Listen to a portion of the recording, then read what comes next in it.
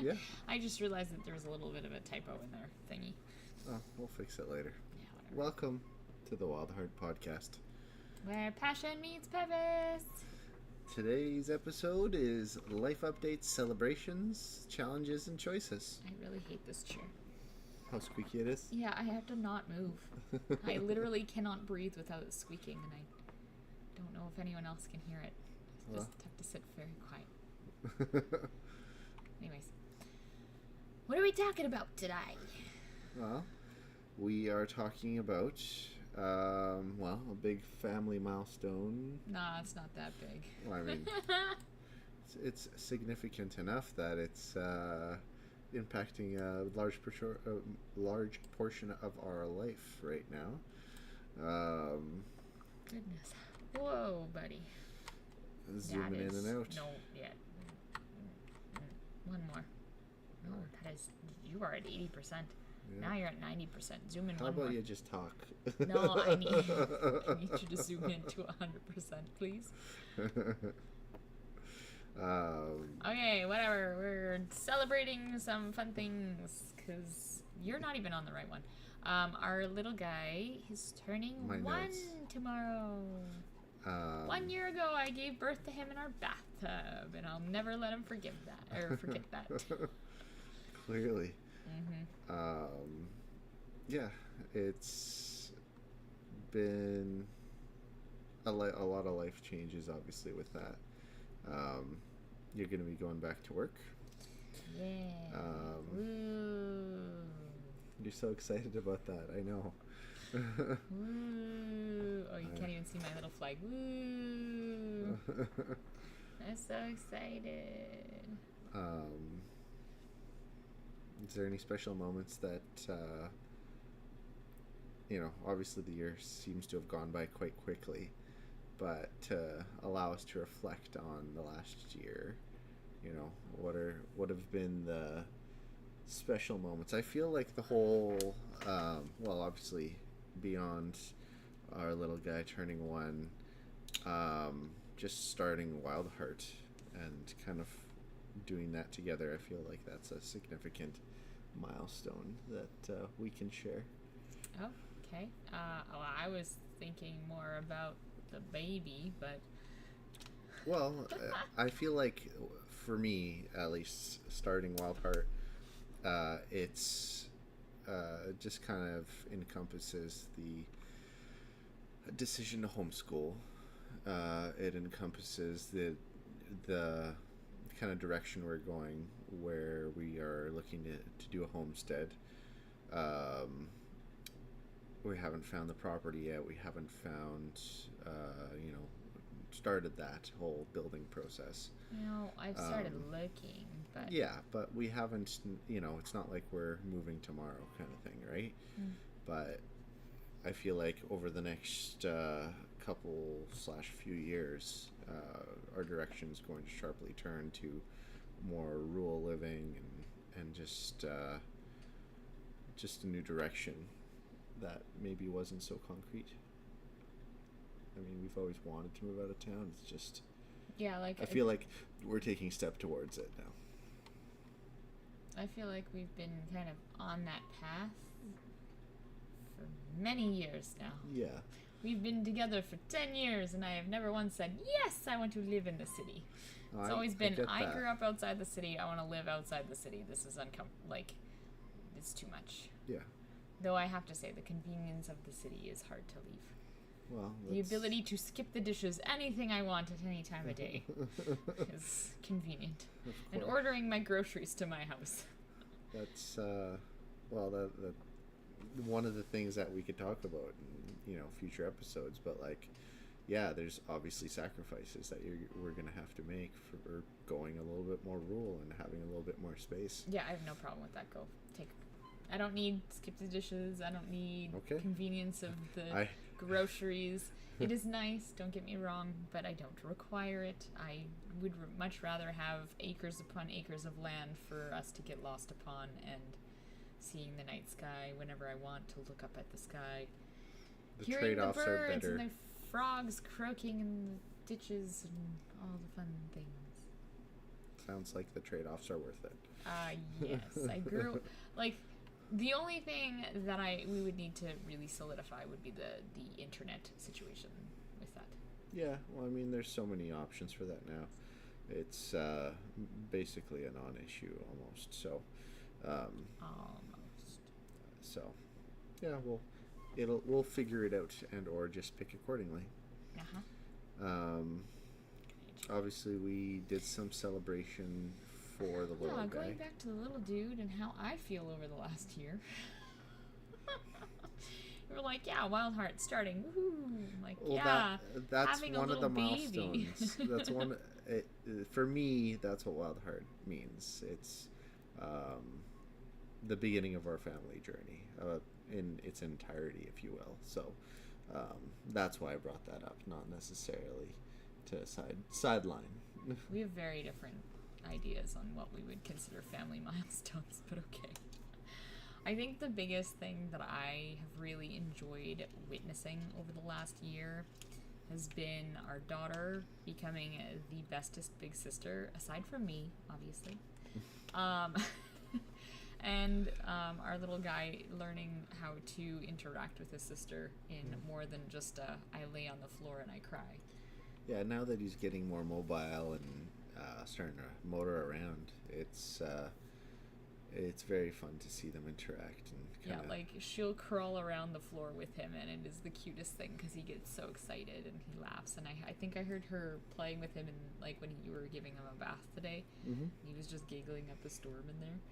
Yeah, I think post bath, when we were toweling him off and whatnot, she was kind of tickling him with her hair, and the game was, I'm going to grab your hair, and she was trying to get away without him grabbing her hair, and so it got to the point where I kind of toweled him off enough for him.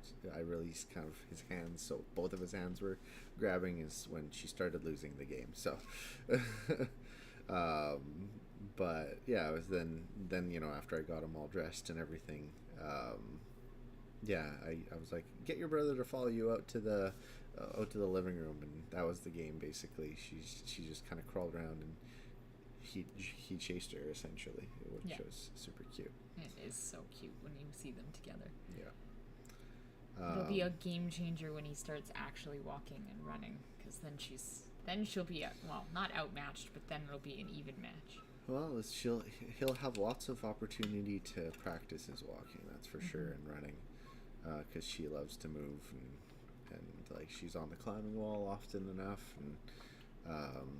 and we're gonna have to get a bigger mat under that, I think. But yeah, do you have any?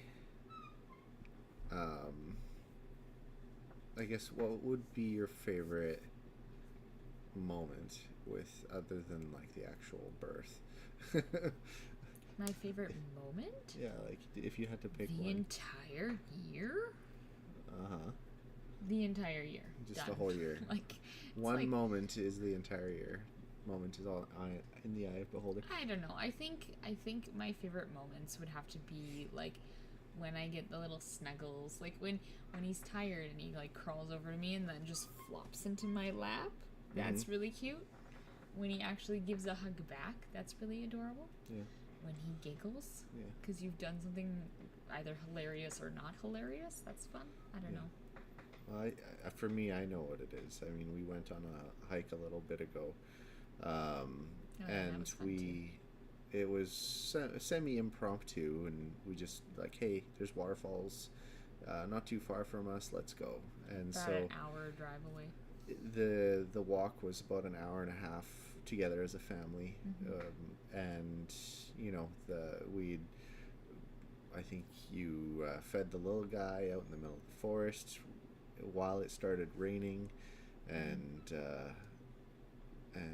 our daughter and I kind of went out to watch the waterfall in the rain for a little while you fed the little guy in the forest. And it was just, that entire trip was quite memorable, I think.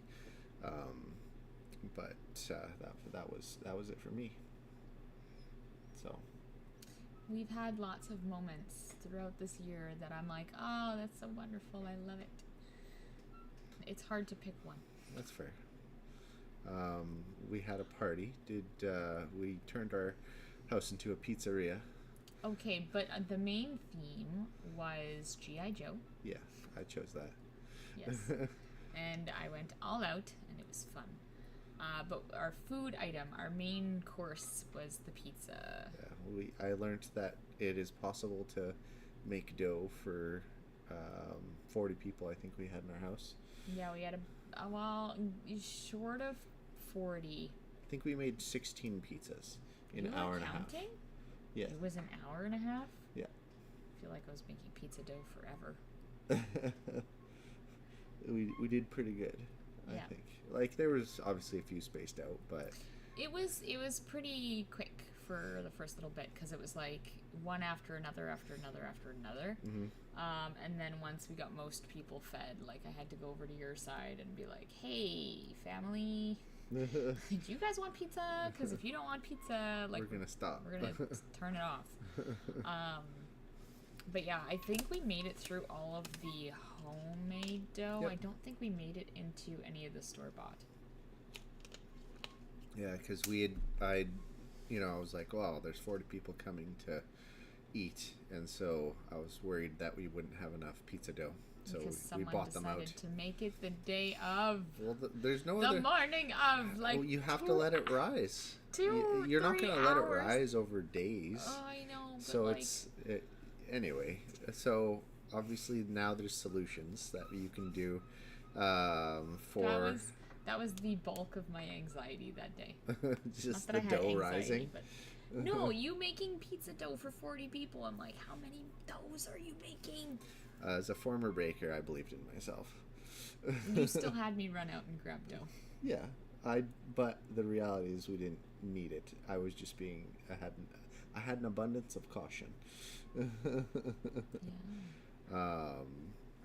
We had a good routine though. Yeah. We had good rhythm. So it roughly takes about 6 minutes a pizza, and sit at 500 degrees. So, you put it in for 3 minutes and then turn it halfway at the 3 minute mark, and that's pretty much a cooked pizza in our master build. So, great process. It was kind of Subway style where we laid out all the toppings. Everybody just threw them on the pizza, and I don't think, obviously you were building most of the pizzas. Would you say it was more work? I wasn't building them. I was basically rolling out the dough and putting them on the pans. Oh, and then people actually did their own toppings? Yeah, and I asked if they would rather I make it or if they wanted to make it themselves. Most people, once they realized it was an option that they could make their own pizza, they were like, oh yeah. Like, my dad went all out. He's like, I'm going to load this pizza up with whatever toppings I can find. And then even after, like, I was going back through and there was, I think when you were making your pizza or whatever, he was like, oh, there was banana peppers. Oh, there was this. Like, he was so mad that he missed out on some things. And I'm like, I don't know what to tell you there, dude. Maybe we should get him a pizza oven for Father's Day. That's a little bit of a pricey Father's Day gift. I don't know. There's cheaper options. But he loved it, though. We could just get him a bunch of bricks and he could make a fire out. We can make essentially a cheap pizza oven with a bunch of fire bricks. But anyway, so that's ideas for this weekend, I guess. Yes, it's Wednesday. Friendly reminder, Father's Day's coming up. So if you haven't got your dad something, here's an idea: pizza ovens. Go to Hammer Barn. Hammer Barn if you're a Bluey fan. Because what was it?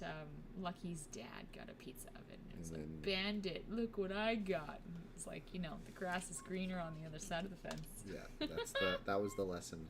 And what was the other lesson? Be happy with what you got, or else somebody's husband gets it. You gotta be happy with what you got, otherwise someone's husband. No, what was it? This is what happens. You gotta be happy with what you got, otherwise someone's husband gets it.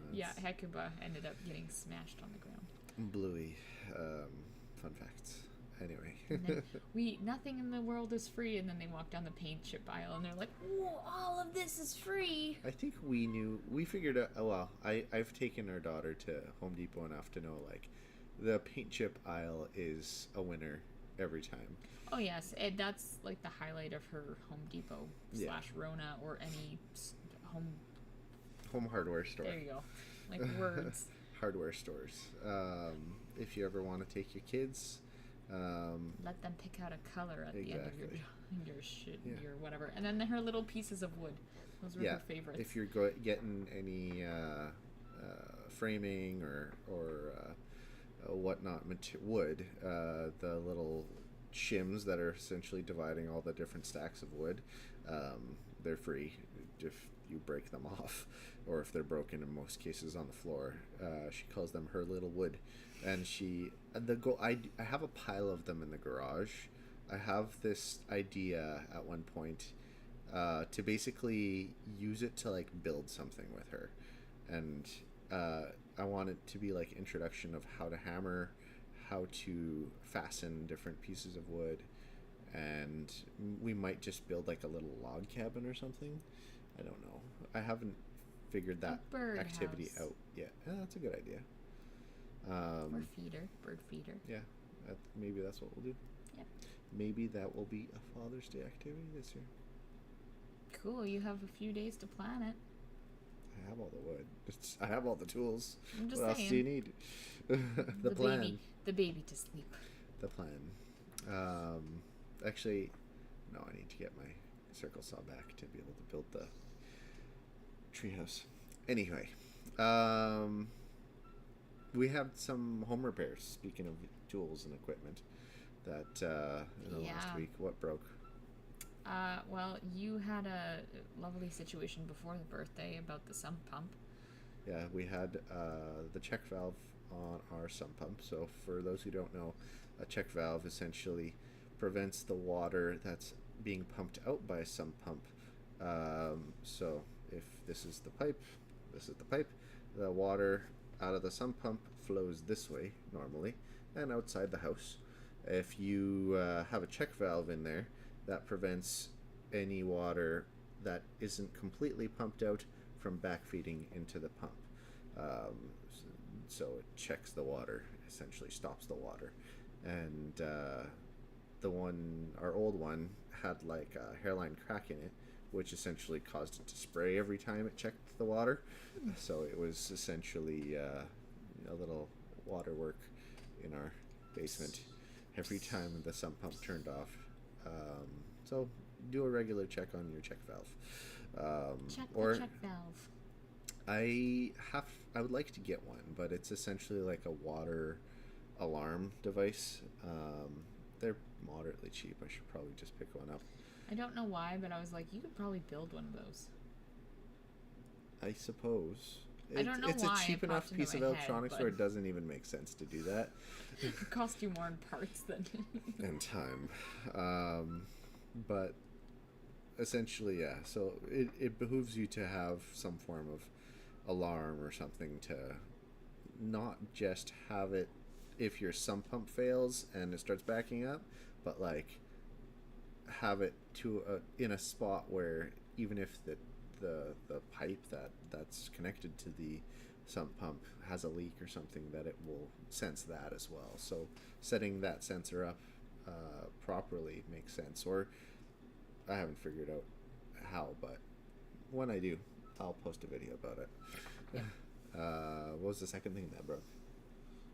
I tried to clean up more of the house on the Monday after the party, and I tried to do some dishes, and it was going well until the sink started to backfeed into the other sink, and I was like, oh, that's interesting, and it's not clear. It was not clear water, so that was gross. And then I realized that it was also backed up into the dishwasher. Mm-hmm. Essentially, the drain for the kitchen sink was clogged. It was not just the drain, we found out. Well, that is the drain. Pipe. Well, that's the whole pipe from the drain, bottom. If the drain goes from the pipe from the sink all the way to the basement. It's the drain pipe, the whole pipe. So looked like the a house clogged is artery. over 15 years old, and so yeah, it's the last short that we put up was essentially the repair, and I snaked it from the kitchen sink as far as I could down, and then I snaked it from the basement as far as I could up, and kind of did the math of how far each way I got stuck, and kind of picked a spot and went chop with a sawzall and found exactly where the blockage was. It was a lot further both ways, but I was able to clean it out pretty well from that spot that I cut. So yeah, I cleaned it out, fixed the problem, and now we don't have a clogged sink. Yes, also explains why sometimes the sink would smell really disgusting. Yeah, it was a lot of, I feel like with, you know, I don't know what all that was, but probably there was grease in there, probably some sugar, calcified whatever. Gross things. You know, I had roommates for a period of time. Who knows what they poured down the sink. So yeah, just all of that stuff cleaned out. Very smelly. I've been doing a lot of side work in kind of anticipation of you going back for work because, well, you're not going to be here periodically. I'm literally working 4 days a month. Well, but yeah. It's on the days that I would sometimes be doing side work. I work 2 days a month. Yeah.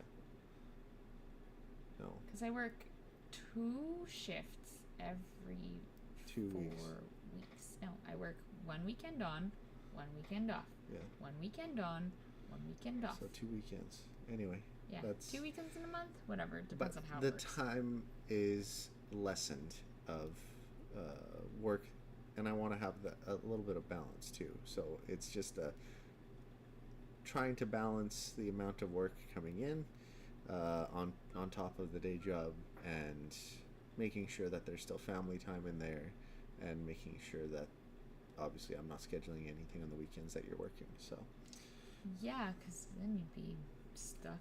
You'd be hooped. So it's not like I'm gonna call in sick and be like, oh no, my husband has a side job, I can't come in. It's I think scheduling is the biggest thing, and Google Calendar is a great asset for that. You know, making sure that we're both entering everything in that we need to do, or that we have to do on, you know, any given day, allows scheduling to go a little bit more smoothly.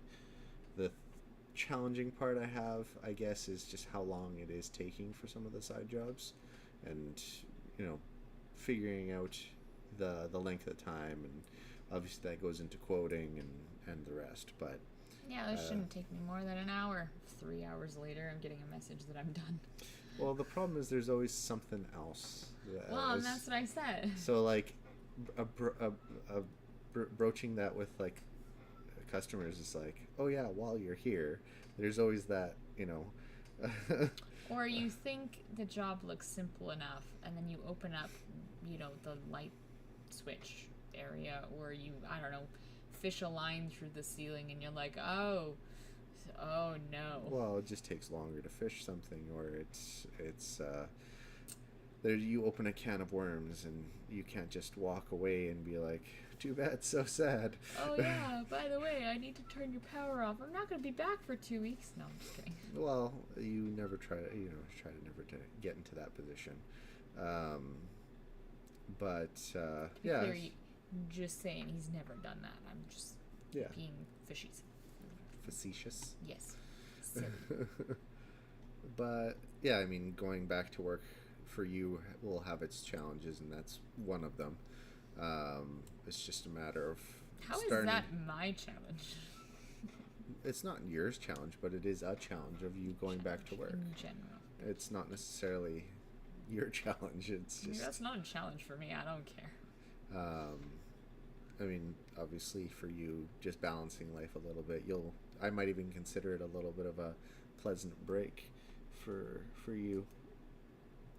I can't say what I'm thinking because it might not work very well for me. But yes, it'll be a break from children. So you get to have more adult time. I don't know if I'd go that far. No, you get to see people other than your children. I get to work with some amazing coworkers. Well, that's basically it.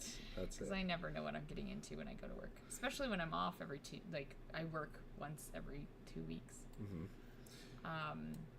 But I think like the biggest thing with me returning to work is like, one, I've never really been away from the little guy for longer than a couple of hours. Yeah. So we're still nursing, and that's going to cause a little bit of a problem. Like, I'm going to actually have to pump at work this time. And because with our daughter, I was pumping once in the morning and then once in the evening. But this time, I'm still feeding him 4 times a day. So I can... Well, he seems to be... he's taken the bottle, so it's not like that's thankfully... Well, I mean, to be determined. We'll give you a better report after... this next weekend, but I don't know. I think he's eating enough solid food. It's not like he's going to be starving. No, I don't. It's just your pumping and your schedule that way will be. But also, he's never been away from me for longer than a couple of hours. So we'll see how he goes. That in and of itself could be a problem for you. Yeah. Hopefully, he gets used to Papa. Well, he's going to have to. Kind of has to. Yeah, and obviously having support systems and family, friends, and there to help during the transition. I think it's important to have making sure that the people are available if you need them. I think we got those people in place. So, well, for the most part, I don't think we'll have any problems because you should hypothetically, you should not be doing anything on the weekends that I'm working. Like, worst case scenario, I'll be inviting people over to our house to hang out and, whatnot. But I won't be doing any work on those weekends that's outside the house. And, I can just see it now. You having little guy in a little carrier, and you're working on a panel with, our daughter running around in the background. Handing you tools. I've taken our daughter on some side jobs before, and she's a very good helper. She's good at pulling wire, and she's I've got her to basically, it's like, see this hole, when you see a wire come out of it, pull it. She's really good at that. So she's good at handing you tools. Yep. What I mean, obviously we have, we're homeschooling, so there's a lot more hands-on aspects to, we have literally any way we want to do it, we could teach our kids, including taking them on side jobs. There's people out there we've encountered recently that essentially disagree with the homeschooling thing. I don't know if I would say disagree. It's more Maybe like they just don't disapprove. understand. Or don't understand. I feel like most people don't understand. Unless you are in it or you have researched it and you've looked into what it actually entails, people don't understand at all, because the traditional school system is set up where you're there for 8 hours a day. So then the what do you do general consensus is that these kids you're going to be teaching 8 hours a day, when you're homeschooling. Yeah. But that's simply not the truth. How many hours of class time are actually spent in play or freedom to do whatever you want within the confines of the classroom, right? And not actually engaging in actual learning in the early years specifically. Yeah. Once you get into junior high and high school, I think it's a little bit more intense. Yeah. But we're talking about essentially kindergarten, and what are kids learning in kindergarten that they can't learn at home? Well, I would say nothing. Even just what in elementary school in general can you not, you can teach everything in elementary school that you could teach in school. There's a handful full of people I can imagine don't have the skills, but with the tools out there that exist between YouTube and Khan Academy, Google, ChatGPT, any sort of other. So many resources now. So There's much. really nothing. You could pay for tutors if you really wanted to. Yeah. I mean, it kind of. I mean, is a people pay different. for a private school, so it's not that. Like if, one thing I was listening to a podcast recently is like having that option consistently as a like, hey, are you struggling with X? Here's a tutor for a day, and like you pick that specific subject that your kid's struggling with, and like you essentially work through it with a tutor. And I think they were using Excelis Academy, and so they have their courses that they work through. I believe the way Excelis works is they actually work with a teacher like on a weekly basis, and so essentially they have their curriculum that they're running through, and if they're struggling with something, they just hire a tutor for an hour, and that's perfectly affordable and reasonable, especially if you're considering the cost of schools nowadays. My dad was just saying like the place I went to high school, essentially it's gone up from $3,000 a year to I think it's almost 10. It's 6. I think he said 6 or 7K. So sounded close to 10 when you ask some other family members. Well, then, I think they give you a discount for multiple students in the school, but that's gonna be a short period of time if we do go down that route. But yeah, it's. I guess the question is handling all the different opinions, and like I find I'm not overly confrontational about it, but I am stern on like, hey, this is what we're doing, deal with it. Like if you're not into it or you don't get it, or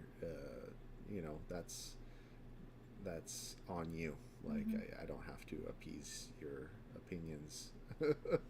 Like I feel like for the most part when I've talked to people about like our decision in homeschooling, it's either it's been met with mostly like, oh, that's really cool, and then the follow-up questions of like, how would you do that, what kind of stuff do you teach, do you follow a curriculum, but there are some instances where we've stated our choice for wanting to homeschool and things like that, and it's met with, well, that's a mistake, or wow, that won't work, how are you going to do that? Like it's very negative critique. It's one of those, like you have to, there's no argument, it's just there's no discussion, it's just an opinion. Essentially what it is at that point. I feel like it's mostly rooted in them not understanding, right? How do you just disqualify something like that without even knowing what you're doing? And it also tends to be the people who have very black and white thinking in general, right? People who are a little bit more open to the gray of life are like, oh, that's really interesting, tell me more about it, versus well, that's silly, what are you doing that for? That's never gonna work. They couldn't imagine themselves doing it, so why they can't imagine you doing it, essentially, is I feel like where that comes from. Well, and again, there's this what's the word? Well, it's societal norms. Well, there's just this expectation that school takes 8 hours a day, right? I know when we first started talking about homeschooling, I was like, 8 hours a day, what am I going to do with these kids? But no, it's really like you could do most of the schoolwork in a short period of time, like say 3-4 hours, if that, depending on the grade that you're working kindergarten, you're not really doing much. No, kindergarten I'll occasionally do a little bit of like, I might work on sight words, and I might work on reading and writing. But we read every day already. Well, yeah, we read all the time already. We're doing math. We're already actively doing math. And, Like, our daughter's already doing adding and and subtracting. And multiplication. Like, she's essentially, today we were going over squares, and what makes a square, physically and mathematically. And, you know, we were going through it. It was, you know, what is a square is the same amount of, basically same row versus width versus height of a square. So I'm like, well, 1 is a square, 2 by 2 is a square. Blocks. Yeah, 2 by 2 is a square. 3, but this was just a conversation after. Yeah. And so, and I basically, it was relatively easy question for most, but you know, 1, 2 by 2, 3 by 3, 4 by 4. What do you think the next one is? And she's like, 5 by 5. Yeah, that's it. And you could always add 1, right? So it's essentially 6 by 6, da da da. And she's like, oh, and then we started adding up what a 2 by 2 is, and 3 by 3, 4 by 4, and I had to cut it off because we had to get to bed. But essentially, that was her. I am distracting by staying up, but we're doing math. You know, it's I almost hesitate to enforce the going to bed when we're learning, but you know, you got to get some sleep too, kid.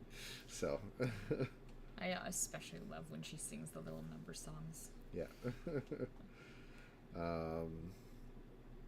Yeah. It's been a hectic year, and we've had a lot of change over the last year, and I guess. Well, we had to adjust to a new addition to the house, right? And yes, we built a deck. No. New addition to the family is how I would have said that. Well, I just remembered something, but I'm like, we had added one, and then we, in a couple of months, subtracted one because we lost our kitty cat. Yeah, and there's been lots of changes. That's one of them. Yeah. We want to get another kitty. Yeah, I feel like a puppy though. I do. Our house is not set up for a puppy. No, I will not get a dog in this house. Fair. Since we've built the deck and there is a little playhouse around the tree, there's no room for a dog. Yeah. And I am not committing to walking at least once a day. Why not? I have 2 children. Now you want to add a puppy? You know what? That's like adding a 3rd child for me. Yeah. I'd rather have a cat. It is. Cats are so much easier to take care of. Next episode, cats versus dogs. If you are home more often, you can have a dog. All right. Or until I will figure out a way to work from home. Perfect.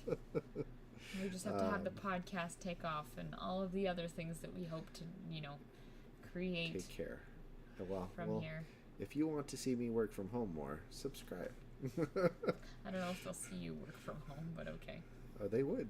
If we had enough subscribers, that would replace side jobs. I guess. Yeah, I mean, I would say, if you're having if you've been contemplating getting out of town, doing more rural and homestead life, and you're on your own journey, like, we'd like to hear about it. Let us know in the comments what that looks like for you. Always do that. Let us know in the comments. Like, that's always a common thing that YouTubers do. Yeah. Do you have any final thoughts? Go with the flow. If people dam up your flow, stop it. Blow it up. I don't know. Blow up the dam. I was like, I don't know where I'm going with this. I was like, call the beaver. No, the beaver dammed you up.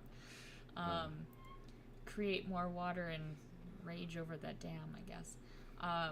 But no, it just, again, like, find your people. If you got people in your life that are not accepting of any choices that you've made, provided they're healthy, I will put that caveat because, we're just not going to go there. But yeah, like if you don't have the support that you're looking for from the people that you surround yourself with, find those people who will support you. Like Facebook may not be the best place, but there's groups on there, there's Reddit, there's so many different other social media platforms that you can build a community with, or like you can find community with people. I mean, farmers markets. Yeah, like if you're offline, like there's farmer markets, there's homeschool groups. Yeah, just people at the park. You never know who you run into. It's if you're in places that you'd like people like you to be, you might find people like you. If you're, I was thinking of like if you like climbing and like rock climbing, go to a rock climbing gym, stuff like that. But I'm just thinking someone standing in the aisle of the lumber department and be like, I'm a woodworker. I like working with wood. I like building things. Do you like building things? It's just but like this I've really totally awkward seen I've totally seen those people in like the hardware store who like hang out to chat. Really awkward friendships are built that way. Well, I am not the person who's going to do that. I actively avoid people. I'm like, oh, this person looks like they're going to talk to me. I'm going to go down the next aisle. On that note, if you want to talk to her, leave us a comment down below. I really suck at small talk. I'm like, in person, it's but great. The weather's fine. She loves chatting online. I like talking deep stuff. Don't come at me with the weather or how things are, because I will end that conversation miserably. It is awful. But you start asking me questions about all things, like anything women's health, or like just like ask me questions about intuition, herbal stuff, card readings. Like, give me something of substance. Talk to me about aliens. I don't know. Like, pick your weird and come at me with that question, and I will have that conversation with you. You can make this a regular thing. Pick your weird question to ask. Pick your weird, and I will answer the question. Today's weird question. What do you think of aliens? Are we asking me? No. Oh. We're asking customers. Our customers. No, our watchers. Our watchers. Our viewers? Our alien watchers. Do you think there's aliens watching us right now? Not currently. Not through YouTube? No. Do you think that they would watch us through YouTube? No. You have to think that these are creatures that are highly more advanced. Who says aliens can even see in our wavelengths? Maybe they're just like psychological, psychopathic. Let's that's enough. We're gonna assume that these aliens that are watching us come from a much more highly sophisticated technological race than we are. Yeah. We are like ants in comparison to their greatness. So they would just drive over us like we do on ants on a highway? No, they look at us like we're in an ant farm, and they're like, "Ooh, that's really fascinating. Why would you do it like that?" And they drive over us with their... No. They would more burn us with a magnifying glass. Oh, I see. That's their lasers. Freaking laser beams. On that note, thanks for tuning in. If you want to talk about aliens, leave us a comment down below. And you could ask me about belly buttons too. That's a fun question. Did you know the belly button's actually connected to a lot of different parts of your body? I assume it had to be, because it feeds you as you are in utero. Yes, there's like 3 different veins that close up from your belly button. They can reopen and cause you problems. Anyways, we don't need to discuss that. It's very fascinating. If you want to talk about that's next week's question. Biology. Thanks for tuning in. Goodbye. I'm Tony. Oh, I'm Erin. Signing off. I keep waiting for your